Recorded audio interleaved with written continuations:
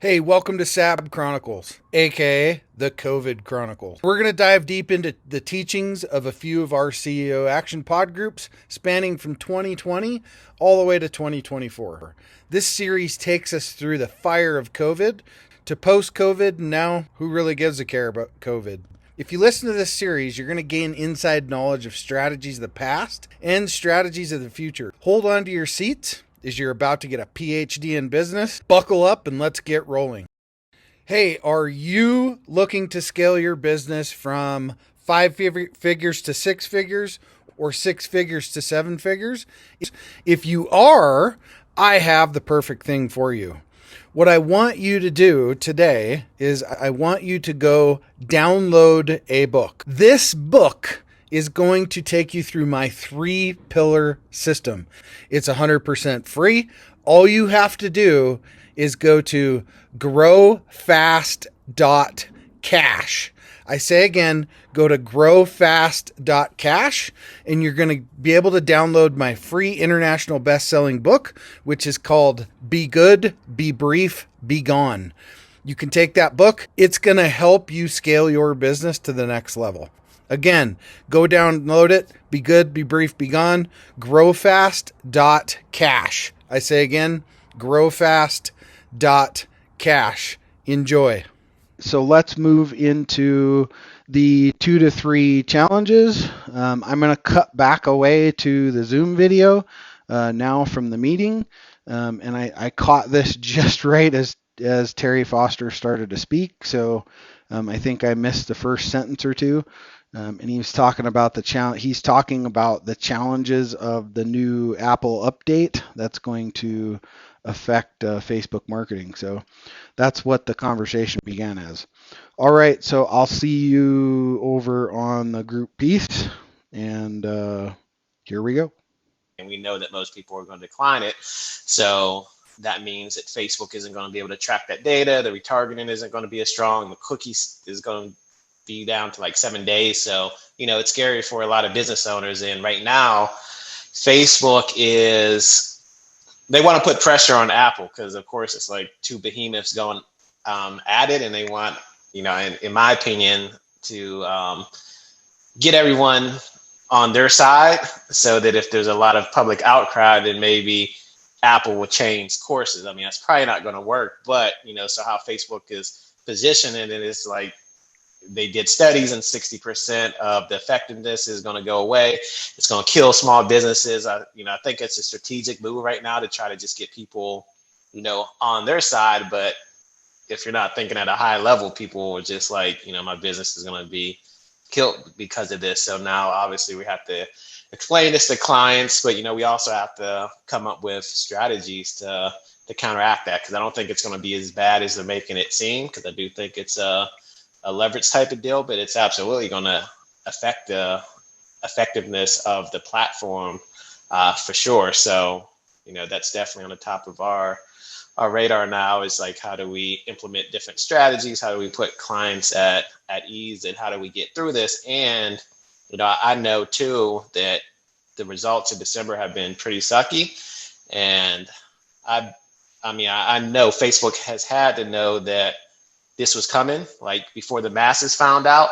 So the reasons why results are probably down is probably because they've been experimenting in the background to assess what the damage is going to be. They're not going to tell us that, but in order to kind of figure out what's going to happen when this happens, the only way to do it is get data. So I think that's why the results have been down, but they're not going to tell us that. But that's why it's been so tough on the platform because they've been preparing. They probably have been experimenting so they can assess what they need to do to fix it. But Facebook is a gazillion-dollar business. Obviously, this is all hands on deck, priority number one for them to overcome. So just got to have faith that they're going to figure it out. They're going to come up with some solution that, makes it still profitable for small businesses to advertise. So long-winded, but that's definitely a big problem that everyone faces, really, that leverages paid traffic for sure. Other problems. That's a big. Right now, really, that's the major problem is just results haven't been great. So anytime results aren't good, that leads to issues. So, clients dropping off and things like that. So that's what we've had to deal with over the last few weeks since December. Clients leaving and whatnot, turnover. So, it is what it is. Yeah, so I mean that's the problems, that's the solutions. Right. What's the other questions? When? So let me ask you this question then. So dealing with that kind of issue, since that's your like bread and butter, right? It is. Have you or is it affecting like YouTube and some of these other platforms, or is it just Facebook? Yep, good question. So it's going to affect everyone that uses pixels to communicate with the platforms, but obviously some platforms rely on that pixel technology more heavily, which I know Facebook probably is the most, just because they have the most data points. So I think that it's going to impact Facebook the most. That doesn't mean that the other platforms won't be affected, but Facebook has the most sophisticated pixel technology and the most data points outside of maybe Google. So I think that Facebook's going to be hit the hardest, but yeah, the other platforms. So that's what we're, telling people to is look to diversify your traffic channel, but those traffic channels could be hit as well. They're just not putting up the same type of war as Facebook is at the moment. Right. Like you're not hearing YouTube and the press talk about it or Pinterest right now. It's Facebook taking out articles on the New York Times and trying to get people to rally against Apple, which Apple isn't going to change their mind. Well, I'm sure not. Yeah. So I think that really becomes a conversation of how do you keep people there to last through that, but how do you pivot some of it though, right? So how do you say, look, let's split that in half? And number one, do you have the effectability internally to even fulfill YouTube, right? So do you have the expertise to do that? Or do you got to go outside the space and now pull in other entities to do that? I guess that's really where you got to look at the strategy on how you would do that.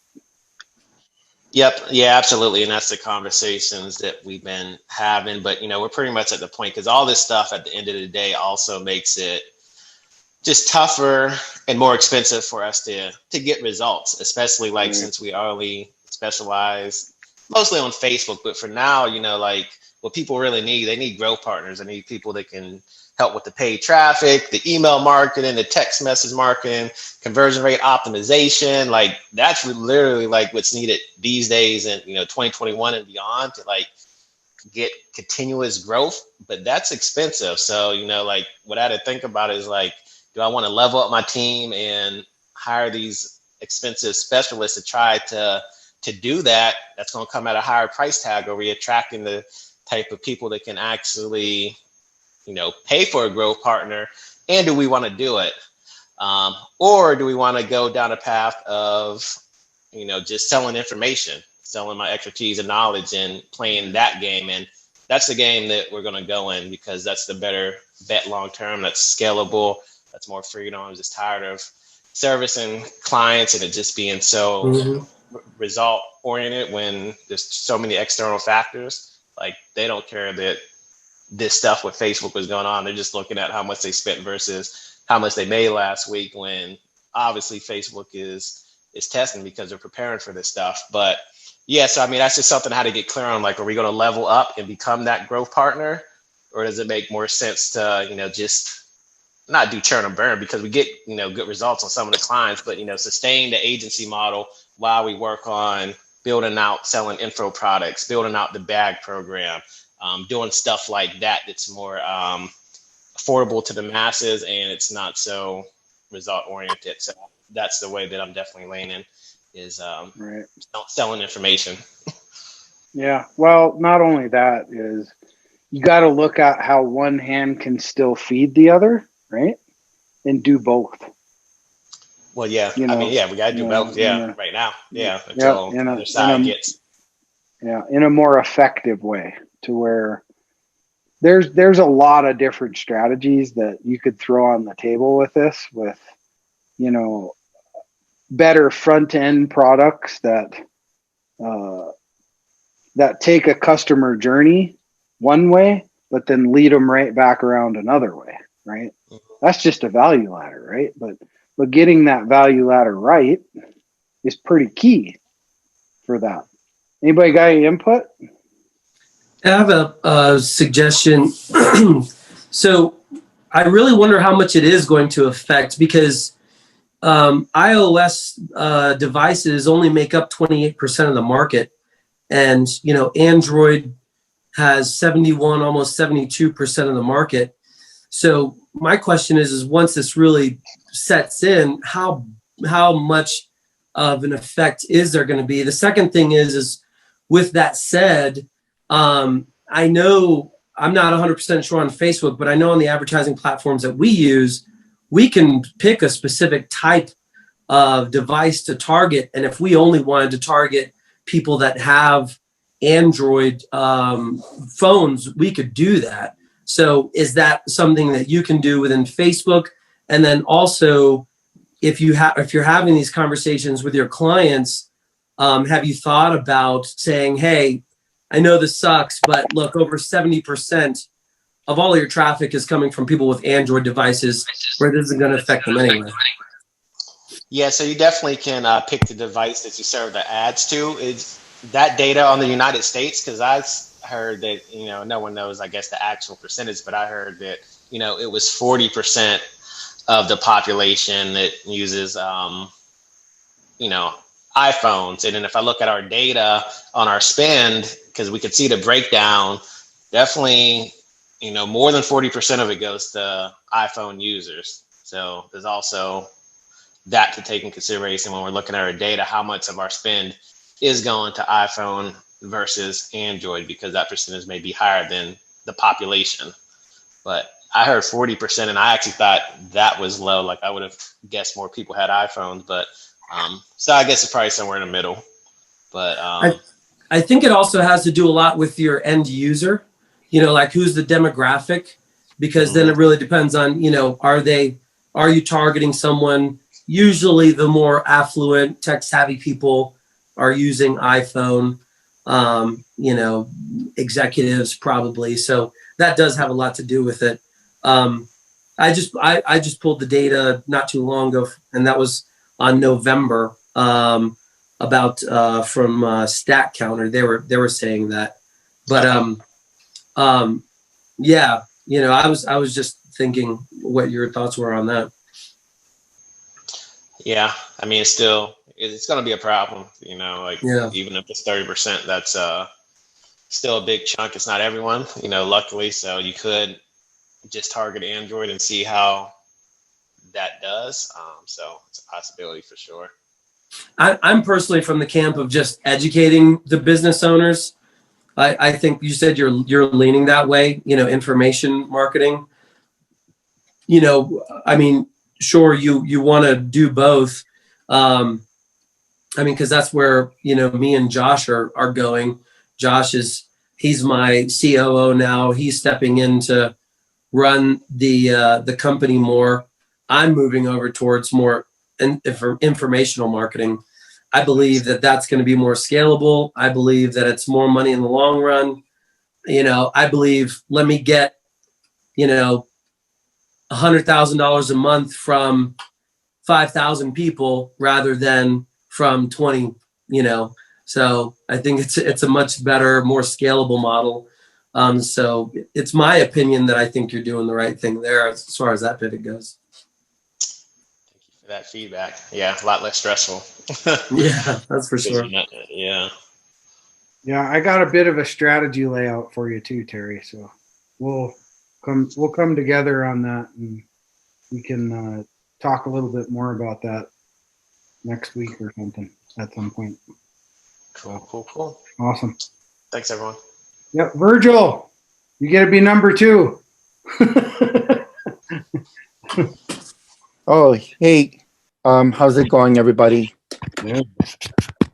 Well, yeah, this entire month was really stress related because I had to do a lot of these clients that were in e-commerce, and I needed to fix their site. Number one, they were asking me to do things to fix their site, do walkthroughs with them, and to even build them to refresh their site to get ready for Christmas. Especially that's the big one. And I just didn't have the time, so I turned down a few of them.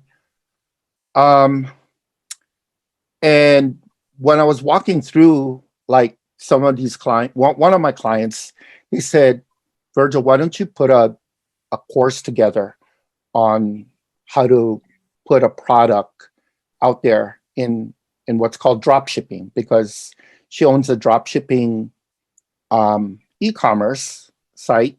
So I told her how to find products on AliExpress and then put it onto her site, or create a design and put it on her site, and how to find the designs and build it into her site. So one of my thoughts is that I'd like to put out a mastermind on like creating e-commerce as a way to teach businesses how to put together a drop shipping website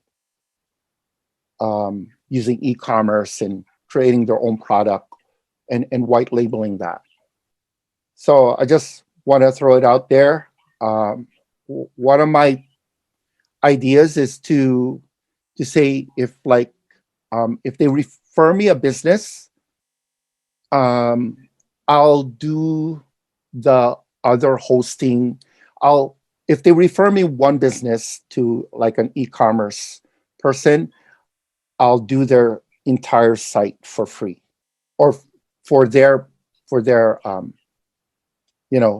business for free on e-commerce. So that is one of the things that I was thinking of, because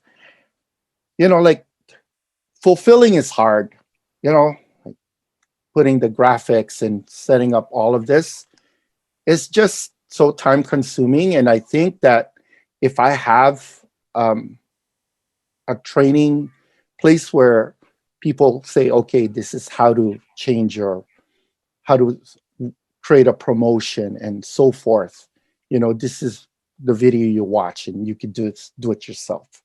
It would just be easier that way, And some of you folks mentioned that, info products would be a good thing. And I was thinking about that for a while too. So I'm just wanted to throw it out there.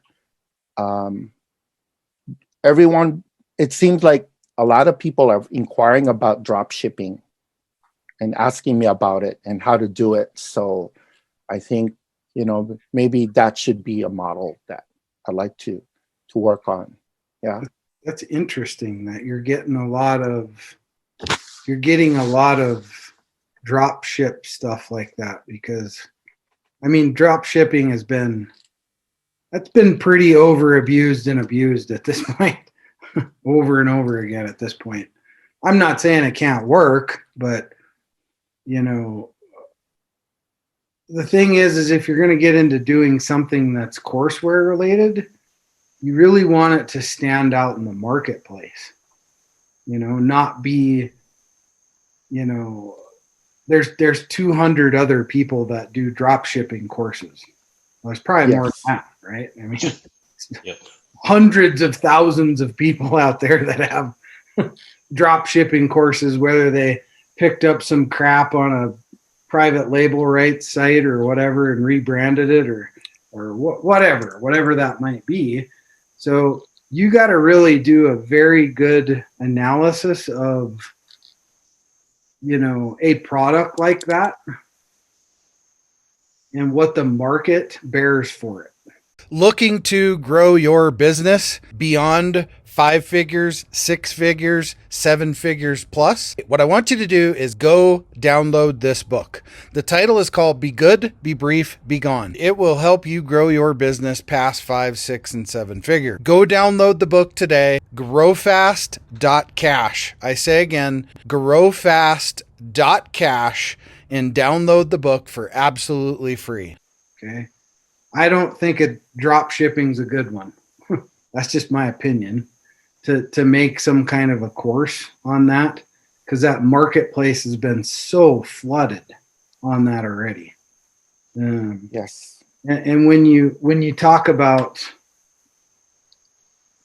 some of these like done with you type programs, or done for you, or do it yourself, or whatever the case may be, like to buy information to put a logo on a website, why would I do that? I go to Google, YouTube, and do that.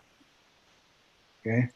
So you got to really look at what you're doing and what you're trying to launch, and that it's something the market actually wants in bigger scale, right? Yep. Release it a little bit, do a small pre-launch to find out if the if the market even wants something like that. I think you and I had that discussion a couple weeks ago about that. And that way, see, I'm a believer in don't make a product and launch it. Launch a product and then make the product later. That's my philosophy. Why? Because then you find out if the market wants it. You do a pre-sell at super cheap prices. And if you get 100 people in it, it's worth now creating the product, because now people want it. Okay. Yep. That's the way I look. There's my 2 cents on it. Anybody else got anything? Yeah, definitely agree with Jason on his thought process behind that. It's really going to be tough to gain traction, most likely just because it's so oversaturated, and especially now too with the whole Facebook thing. Like dropshippers typically rely on like Facebook ads to make money, so it's going to be even tougher for them to do that. So not saying that it can't be done, because kind of what you would do, but maybe just think about what is it about that whole dropshipping process that you really do well, and see if you can take that piece of it and maybe apply it to things outside of dropshipping. Like right now, like if people know how to really focus in on conversion rate optimization, like on stores and whatnot, like let's say that was your strong suit, not saying it is, that can make big time money, because that's becoming even more important now because traffic's getting more and more expensive. So if someone knows how to maximize that traffic at the sales, that's the big business right there that not a lot of people are doing. So I don't know, just think about it a little bit more. Like, what about that process do you really do well, and see if that can transcend just the drop shipping model. But I gotta hop off, guys. Hey, thanks, Terry. Thanks, Terry. Appreciate the info. Later, Terry. Yeah. I would, one thing, part of what you do, Virgil, is a conversion optimization. That's part of your system. So I love that, actually, that he brought that up. That's a good point. And you have a system in place for your clients to do that. So maybe you should really expand that. Yes. That is like number 2 on my list, is my social proof and ability to take reviews for e-commerce. Right. And allow, like, there's something called FOMO. So I have a FOMO system that I can plug into an e-commerce site. Right. So yeah, I'm working on that. And actually, I want one website, one of my e-commerce websites is working with that FOMO system. Right. Well, yeah, I think it'd be really interesting to kind of rewind to some of the first conversations you and I had about the system of conversion that you have, I mean, I think it's a great system that you have. And I mean, you're hearing it firsthand from somebody who's in the trenches of Facebook every day about how that's a huge need, right? So if you got a product that plugs a need, that's what makes millions of dollars, right? Yeah. So I'd say you and I need to go back and revisit that. Okay. For sure. Yep. Virgil, what I was thinking is, because so Jason is absolutely right. The ecom courseware is really saturated right now. However, the reason why it's so saturated this year is because so many people have lost their jobs and they're looking for a lot of easy things to do. So there is a huge demand. So that's great, but then there's so much static that you have to cut through. So that could be a really big challenge in itself. But what I was thinking when you were talking and what Terry suggested as well is one of two things that you could do is, and Jason kind of alluded to this too, is I don't know how big your client base is or your past client base is, but you could send an email out to your existing clients and say, hey, I'm thinking about, starting this ecom drop shipping mastermind type thing, and see if you could get X amount of people to sign up for something that's going to cost, whatever, but they could get on for, let's say $200-300, but you need a minimum of, let's say 50 people or something. So just like what Jason said, test it out first, or maybe even dip into your existing client base. If you're already getting a lot of requests, it seems like the interest is there. And worst case scenario, you can use your existing client base to generate some money to help put together a course. And then if it doesn't turn out to be something that you want to do, at least you made money while you're doing it. The next thing is you could do that same model, but like you said, pick something that you're really good at in the ecom, because if you could do that, then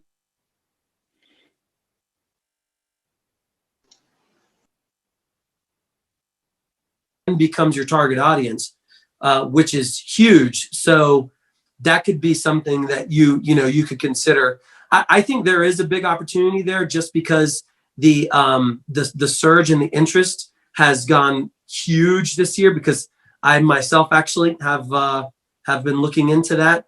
But it's how do you position yourself so that way you can take advantage of all those people that are buying all of the other drop shipping courses, and maybe you can provide something that they need. That's my 2 cents. Thanks for that, Matt. And my idea is to, the hard part of doing this drop shipping is the technical part, setting up the hosting, setting up like the e-commerce, connecting it. And what my thinking is to set that up first so that everyone is on the same page, right? And and walk them through that. It's not like, here's some info, e-commerce, drop shipping is great. This is your site. This is where you're going to test out your product, make it, and then build your own Facebook page, connect it with your Facebook page, and vice versa. I'm thinking more hands-on rather than just more the mechanical aspects of it. Yeah. Yes. But the obstacle is I'll take care of the obstacle, which is the beginning part, right? Where the hosting, getting their domaining and everything. Because here's the only problem with that, Virgil, is that's very difficult to make evergreen. Extremely difficult to make it evergreen. I think this rush on e-com right now is finite. right? I think that it's pressure in the current environment that people are doing a bunch of shiny object chasing. Sure. And so the long-term viability, there's definitely short-term viability there with the proper positioning. And one thing I'd recommend is if you're looking at that, the new technology in the market is actually Walmart dropshipping. So if you're looking at going into that, I would recommend using that as your USP, position yourself leaning towards the Walmart side of things, because you don't have a rush on courses out there. Everybody and their brother have seen an Amazon course at least 10 different times. You know what I mean? So it's a little hard to position that in a unique fashion. With Walmart's new drop shipping, it's out there. So I think there is an opportunity there to be first to the market, to get some courses out about that. But you know, I don't know if Walmart's really going to be able to go toe to toe with Amazon. I don't know if they really have the right infrastructure in there. They're definitely lacking on some of the SEO, in comparatively speaking. So there's some behind the scenes systems that when I looked at the two platforms, that Walmart's definitely subpar to Amazon. And then Amazon obviously has the budget, because while Walmart's made the money, their money's been invested in more of the brick and mortar side of things, and they're just now starting to ramp up the e-com. Whereas when Amazon came out, all of their investment was geared towards the e-com digital side of things.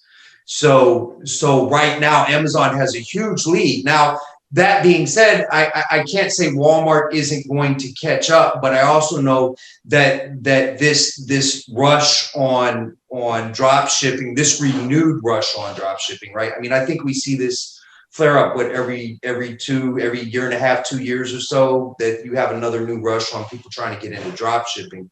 But just understand that for the long term, it's great. And don't get me wrong, those short-term gold rushes can be exactly that, gold rushes. You know what I mean? But understand, for the long-term viability of things, that's one of those objects you got to hit and run, take the money and run with it. Because I don't know that the e-com training for the long-term viability is going to be there once, you know, we start getting some semblance of normalcy back to the business environment. So can I add maybe 2 cents to that? I Sure. agree with what everybody said so far, but Virgil, another option that you may have is, WordPress, all of the components of drop shipping. You have a clientele that's framed around that service, which is great. I think that you should take advantage of that. But why not, rather than tell them how to do it, create a hosted environment for them to do it? You can use a token on WordPress. You can create multi-sites that you can take on, manage, host, do the work for them, make more money, keep a subscription base for that, rather than selling off your expertise and doing that on a 1-by-1 scale. So you just take a hosted environment, you start your own subscription model for it. Just a thought. That's a good idea. That's a And great idea. actually, that's what I was thinking of, like more so where I already have a hosted plan for them that's built in. They just need to just log in and start playing with it, because I can run a multi-site. Not to mention either, the upside to that is now you've kind of got them in a little bit of a hostage situation too, right? A little bit, because you can control their assets now. So it's a good place to be. It's not a good place for them to be. Yeah. But it's a good place for you to be, because it has to really go in the shitter really bad for them to just go, I'm done, right? And just give up all their asset that they've created. Me personally, I mean, I think it's a great idea, but I'd never do that.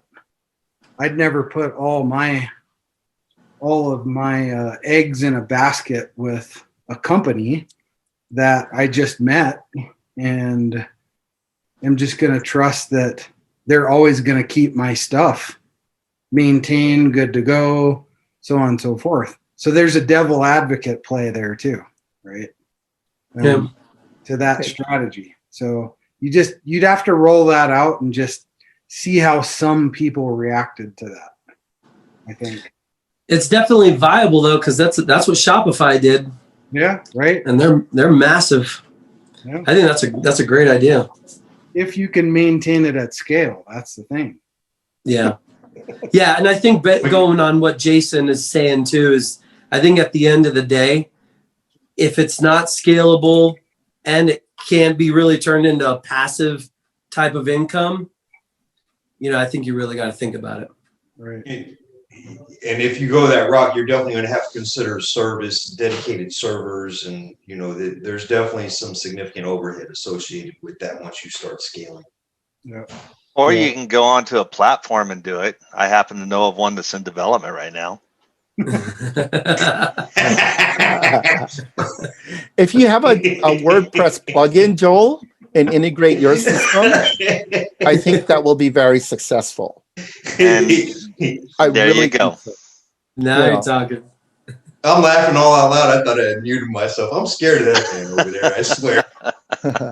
Well, one thing I wanted to point out is that there's really not a good solution for CRM for e-commerce. Right. It's like an underdeveloped market, and Not a good, inexpensive solution. There are expensive solutions and they're very technical, but if you can connect those two things together, you got something going. Imagine that. Don't get that mad scientist over there started. We're going to end up with Frankenstein walking across the screen before we get off the call. Well, hey, good feedback on that. Thanks a lot, guys. Appreciate it. Thank you. Hey, we all want to scale our business. Hey, I have the answer for you today to help you do that. If you're looking to scale from 5, 6, even 7 figures and beyond, book called Be Good, Be Brief, Be Gone. I'm going to give it to you for free. All you have to do is type in growfast.cash. I say again, growfast.cash, and you can download the book for absolutely free. I hope the book helps you this year. Take your business to the next level. Again, go grab the book, growfast.cash. I say again, growfast.cash. I wish you the best and grow, scale, and win. Thank you for tuning in to the SAB Chronicles, otherwise known as the COVID Chronicles. Hey, we hope you took a lot of great little golden nuggets from this episode. Follow us on social media.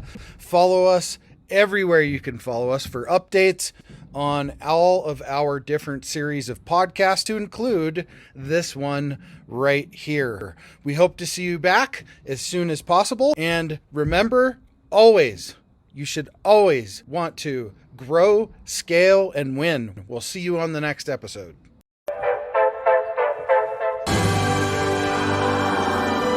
There it is. Magnum. Holy moly. Yeah, baby!